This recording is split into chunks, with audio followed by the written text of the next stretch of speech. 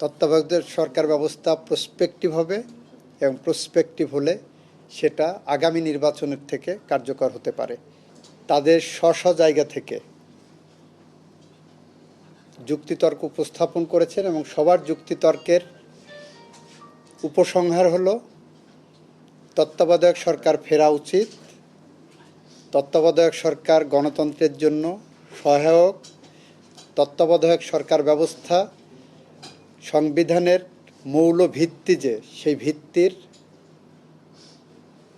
অন্যতম একটি উপাদান গণতন্ত্র, সেই গণতন্ত্রের ভিতকে মজবুত করার জন্য এর বিকল্প পথ আমাদের সামনে নাই। এটা সবার উপসংহার, সবাই একই সাথে উপসংহারে উপনীত হয়েছে যে তত্ত্বাবধায়ক সরকার ব্যবস্থা আগামী সংসদের পরে যে কার্যকর হোক। সবার ভিত্তির মূল জায়গাটা হলো এই সরকার বিপ্লবোত্তর একটি সরকার।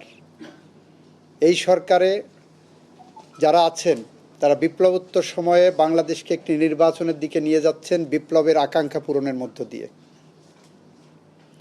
বিপ্লবীরা যে আকাঙ্ক্ষা করেছিলেন, বিপ্লবীরা যে কারণে রক্ত দিয়েছেন, জীবন দিয়েছেন, তাদের আকাঙ্ক্ষাকে ধারণ করে এই সরকার সংস্কারের মধ্য দিয়ে বাংলাদেশকে একটি গণতান্ত্রিক বাংলাদেশের মহাসড়কে নিয়ে যাওয়ার জন্য যে নিরন্তর সংগ্রাম এবং নিরলস পরিশ্রম করে যাচ্ছেন, এখানে হাত দেওয়ার কোনো প্রয়োজন নাই, সুযোগ না আমি বলবো না, প্রয়োজন নাই।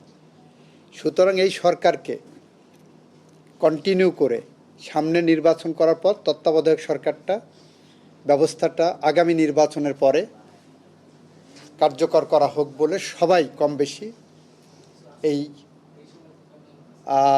উপসংহারে উপনীত হয়েছেন। সেখানে একটা প্রশ্ন এসেছিল, জাজমেন্ট কি রেট্রোস্পেক্টিভ না প্রসপেক্টিভ। সেখানে আমি ইন্ডিয়ান সুপ্রিম কোর্টের প্রখ্যাত মামলা গোলকনাথের মামলা, সেই মামলা রেফারেন্স দিয়ে আমি বলেছি judgement is always retrospective in effect unless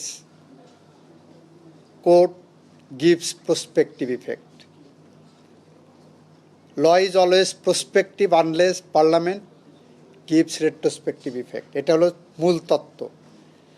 তো সেই ক্ষেত্রে মাহমুদুল ইসলাম সাহেব তার সাংবিধানিক আইনের যে বই লিখেছেন সেখানে সুস্পষ্টভাবে বলেছেন কোন কোন ক্ষেত্রে জাজমেন্টকে সুপ্রিম কোর্ট প্রসপেক্টিভ ইফেক্ট দিতে পারেন বা কোর্ট প্রসপেক্টিভ ইফেক্ট দিতে পারেন। সেই জায়গাটা খুব অ্যানালজি দেওয়া আছে, যে সার্কামস্টেন্সের সাথে বর্তমান সময়ে অন্তর্বর্তীকালীন সরকার না তত্ত্বাবধায়ক সরকার, সেই দ্বন্দ্ব নিরসন এবং পরিহার করার জন্য ক্লিয়ার গাইডলাইন ওখানে দেওয়া আছে গোলকনাথ মামলার রায়ের আলোকে, যে তত্ত্বাবধায়ক সরকার ব্যবস্থা প্রসপেক্টিভ হবে এবং প্রসপেক্টিভ হলে সেটা আগামী নির্বাচনের থেকে কার্যকর হতে পারে।